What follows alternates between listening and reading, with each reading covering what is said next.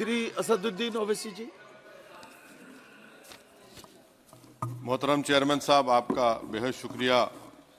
मैं इस मोशन की मुखालिफत में खड़ा हुआ हूँ। सर, मैं शुरुआत में हबीब जालिब का एक शेर पढ़ना चाहता हूँ। आप उर्दू जानते हैं और लॉ मिनिस्टर भी उर्दू जानते हैं। हबीब जालिब ने कहा था कि हुक्मरान हो गए कमीने लोग, खाक में मिल गए नगीने लोग, हर मुहिब वतन जलील हुआ, रात का फासला तवील हुआ, आमिरों के गीत जो गाते रहे वही नामो दाद पाते रहे, रहजनों ने रेजनी की थी, रहजनों ने रेजनी की थी, रहबरों ने भी क्या कमी की थी। सर, मैं अभी सुन रहा था हमारे शिंदे ग्रुप के शिवसेना के पार्टी लीडर अपनी तकरीर कह रहे थे। कहा कि 6 दिसंबर में जब बाबरी मस्जिद को शहीद किया जा रहा था तो उस वक्त के वजीर आजम नरसिम्हा राव पूजा कर रहे थे, आप ही ने कहा, और कहा कि वो डिस्टर्ब नहीं करना। तो ये बड़ा अजीब मौका है कि बीजेपी की ताईदी पार्टी ये कह रही है कि नरसिम्हा राव ने कहा कि मुझे डिस्टर्ब मत करो, मैं पूजा कर रहा हूं, और जिसने रथ यात्रा निकाला, इन दोनों को मोदी सरकार ने इस मुल्क का सबसे बड़ा सिविलियन अवार्ड दे दिया, सबसे बड़ा सिविलियन अवार्ड दे दिया। तो ये बताता है कि इंसाफ जिंदा है या जुल्म को बरकरार रखा जा रहा है। तीसरी बात यह है कि सर, इस ऐवान में सियासी पार्टियां आएंगी चले जाएंगी, आप आए मैं आया हम भी चले जाएंगे, मैं जमीन की गिजा बन जाऊंगा, ये ऐवान तो बाकी रहेगा। मगर सर, मैं ताजुब कर रहा हूं कि लोकसभा मुख्तलिफ आवाजों में कैसे बोल सकता है। लोकसभा तो एक ही आवाज में बोलना चाहिए, और लोकसभा भी भारत के संविधान आइन के बेसिक स्ट्रक्चर का ताबे है। और सर, ये इसलिए कह रहा हूं कि 16 दिसंबर को ये ले कर देता हूं, 16 दिसंबर 1992 को इसी लोकसभा ने एक रेजोल्यूशन पास किया था। आप इजाजत दीजिए तो मैं पढ़ता हूं सर। दिस हाउस, अच्छा, ये गुलाम नबी उस वक्त के मिनिस्टर थे, आज नहीं है, उनका नाम नहीं लेना चाह रहा था। This house strongly and unequivocally condemns the desecration and demolition of the Babri Masjid at Ayodhya by and at the instigation of forces represented among others by VHP, RSS and the Bajrang Dal, which has caused communal violence in the country. Such act of vandalism was carried out not only in violation of order of the Supreme Court, but amounted to an attack on the secular foundations of our country. This House expresses anguish at the happenings and wishes to reiterate its resolve that it will ceaselessly endeavor to uphold the secular and democratic traditions of our country and for the maintenance of rule of law. और एक paragraph मैं नहीं पढ़ूंगा। मैं ताजुब कर रहा हूं कि जब इस ऐवान ने एक रेजोल्यूशन पास किया तो हुकूमत आएगी जाएगी, और हुकूमत ये मोदी हुकूमत जश्न मना रही है जो 6 दिसंबर को हुआ। तो ये एक बात है सर। चौथी बात यह है कि सर, नहीं, 6 दिसंबर के ऊपर कोई जश्न नहीं है। राम मंदिर के निर्माण की जो प्रतिष्ठा हुई है उसको संबोधन कर, और वो सर्वोच्च न्यायालय के द्वारा तथ्यों के आधार पर दिए गए निर्णय के कारण से हुआ है। सर्वोच्च न्यायालय का निर्णय है, तथ्यों के आधार पर निर्णय है। वो विषय आपने बोल दिया, ठीक है, ओके। परंतु जो मंदिर का निर्माण है वो नियमानुसार सर्वोच्च न्यायालय के निर्णय से तथ्यों को देख करके। एक सेकंड, आप इस्लाम के बहुत जानकार हैं, विद्वान हैं वैसे भी अब कानून के। यदि किसी अन्य धर्म के स्थान पर मस्जिद बनाई जाए तो शायद उसको मान्य नहीं किया जाता। अभी एएसआई ने, सुप्रीम कोर्ट ने स्वीकार किया है कि वहां पर राम मंदिर था। तो इस विषय केवल यह है कि वहां पर राम मंदिर ठीक बना कि नहीं बना, वो विषय हो गया। तो कृपया इस पर यदि आप कुछ बोले तो बोलें प्लीज। सर, मैं आपको गलत साबित कर दूंगा सर भी। और मैंने रुक तो जाइए बड़ी इज्जत के साथ सर, मैं आपकी बड़ी इज्जत करता हूं सर। आपको मैं कोट कर रहा हूं सुप्रीम कोर्ट का जजमेंट, पैराग्राफ 1222 रोमन 17, उसमें लिखा गया है, the destruction of the mosque took place in breach of the order status को and the assurance given to this court, the destruction of the mosque and obliteration of Islamic structure was an egregious violation of the rule of law. Egregious का मतलब जो छोटी मोटी अंग्रेजी में आती है वो क्रिमिनल एक्ट कहा। और सर आपने कहा था कि वहां पर मंदिर को तोड़कर बनाया गया। सर मैं आपके सामने ये तमाम चीजें लेकर दूंगा, सुप्रीम कोर्ट के जजमेंट के पैराग्राफ्स हैं जिसमें सुप्रीम कोर्ट ने एएसआई की रिपोर्ट को नकारा। उन्होंने कहा कि मंदिर को तोड़कर मस्जिद नहीं बनाई गई थी। सुप्रीम कोर्ट ने कहा, ये सुप्रीम कोर्ट ने कहा। अब और मैं रख दूंगा, आप पढ़ लीजिए, आप पढ़ लीजिए। अच्छा सर मैं अपनी तकरीर पर आ जाता हूं, मैं अपनी तकरीर पर आ जाता हूं सर। तो मैं अपनी बात कर देता हूं सर। तो मैं ये पूछना चाह रहा हूं कि क्या मोदी सरकार एक समुदाय, एक मजहब की सरकार है या पूरे देश के मजाहिब को मानने वालों की सरकार है? जिसको नहीं मानते उनकी सरकार है, हमको बता दीजिए। क्या मोदी सरकार सिर्फ एक फिक्र और नजरिया हिंदुत्व की सरकार है?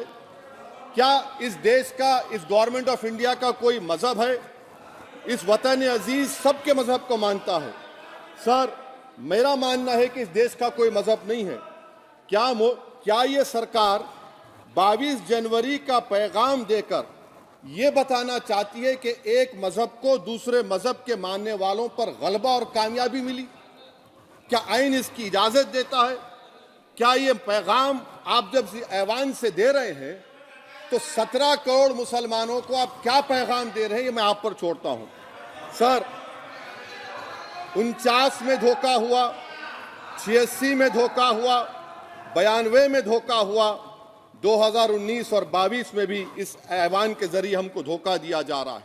और अफसोस के साथ कहना पड़ता है सर कि मुस्लिम अक़लियत को हमेशा ये कहा गया कि तुमको भारत के शहरी बरकरार रहने के लिए एक बहुत बड़ी कीमत तुमको चुकानी पड़ेगी, और हम पर इल्जाम लगा दिया गया।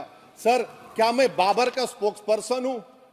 क्या मैं जिना का स्पोक्स पर्सन हूं? क्या मैं औरंगजेब का स्पोक्स पर्सन हूं? बताइए सर, आखिर मैं कहां तक आप मुझे लेकर जाएंगे?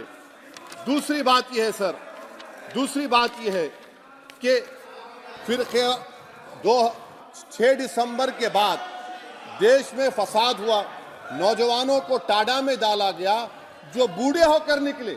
यकीनन आपकी सरकार नहीं थी, आपकी सरकार नहीं थी। अच्छा बल्कि मैं तो मर्यादा पुरुषोत्तम राम की इज्जत करता हूं,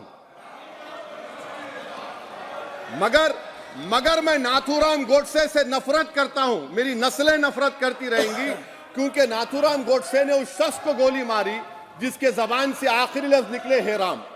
सर छठी बात यह है कि 87 में मलियाना हाशिमपुरा हुआ, 83 में नेल्ली हुआ, 44 में जम्मू में नस्ल कशी हुई, 2022 में हल्दीवानी में कत्ल हुआ।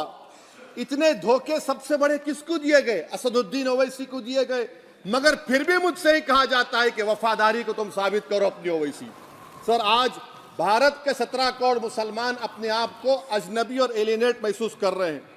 मैं बहुत बड़ी नाइंसाफी होती है, सर ये कोई तारीखी नाइंसाफी को इंसाफ नहीं किया जा रहा है। स्पीकर बल्कि सर, अंग्रेजी में स्पीकर सर केवल एक प्रश्न का जवाब ओवैसी साहब दे दें कि बाबर को वो आक्रमणकारी मानते हैं या नहीं मानते? पुष्पमित्रा संघा को आप क्या मानते हैं?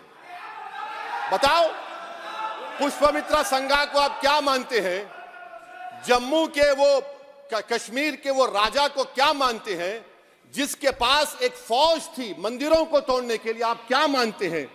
यही तो मैं कह रहा हूं कि निशिकांत दुबे 47 में आजादी मिली, असदुद्दीन ओवैसी से बाबर की बात पूछ रहे हैं। तुम गांधी की बात पूछते, तुम बोस की बात पूछते, तुम जलियांवाला बाग की बात पूछते, तुम काला पानी में जो मुसलमान शहीद हो गए उनकी बात पूछते, मगर बाबर की बात पूछी जाती है। तो सर मैं आपको बता रहा था, खामखा डिस्टर्ब किए सर, मुझे मेरा वक्त ले लिए निशिकांत दुबे। सर मैं आपसे कह रहा था, मोदी हुकूमत ये पैगाम दे रही है भारत के मुसलमानों को कि जान बचाना है या इंसाफ चाहते हो। मैं कह रहा हूं मैं भीख नहीं मांगूंगा, मैं इस नंगी तासुब को कबूल नहीं करूंगा। मैं दूसरे दर्जे के शहरी के मौक़िफ़ को कबूल नहीं करूंगा। मैं अपनी शनाख्त को नहीं मिटने दूंगा। अब मैं झूठी और दिल फरेब बातों पर हरगिज भरोसा नहीं करूंगा। मैं वो काम नहीं करूंगा जो बीजेपी और नाम निहाद सेकुलर पार्टियां चाहती हैं। मैं वो काम करूंगा जो आपको पसंद नहीं है, संविधान के दायरे में रहकर। सर, कंक्लूजन में मैं आपको बताना चाहता हूं कि आज इस देश को किसकी जरूरत है। इस देश को अयोध्या में, तारीख शायद नहीं पढ़ते होंगे, मौलाना अमीर अली कौन थे, पुजारी बाबा रामचरण दास कौन थे, अयोध्या के पुजारी थे। दोनों ने मिलकर अंग्रेजों के खिलाफ जंग लड़ी थी और दोनों ने, अंग्रेजों ने इनको गिरफ्तार किया और एक पेड़ पर मौलाना अमीर अली को और पुजारी रामचरण दास को फांसी दे दी गई। देश को इनकी जरूरत है। देश को शंभू प्रसाद, अचन खां, ये राजा देवी बख्श सिंह के फौज में थे, अंग्रेजों से मुकाबला किया। मुसलमान की लाश को जला दिया गया और शंभू प्रसाद को दफना दिया गया। इस देश को यह जरूरत है। देश को बाबा मोदी की जरूरत नहीं है। आज भारत को अयोध्या के मौलाना अमीर अली और रामचरण दास, अचन खान, शंभू खान की जरूरत है। सर, मैं अभी सुन रहा था ये नाम निहाद सेकुलर पार्टियों के बयानात को। क्या होता है सर, आप, खत्म कर रहा हूं, क्या होता है सर, जब काजी साहब गवाहों को लेकर दुल्हन के पास जाते कि तुमको निकाह कबूल है, तो दुल्हन शर्मा के खामोश बैठ जाती। तो इनकी खामोशी रजामंदी की अलामत है। जी जी। तो सर, मैं खत्म करने से पहले यह बताना चाह रहा हूं कि जब वजीर आजम जवाब देंगे तो क्या वो भारत के 140 करोड़ जनता के लिए जवाब देंगे या फिर सिर्फ हिंदुत्व की फिक्र रखने वालों का जवाब, मैं खत्म कर जवाब देंगे।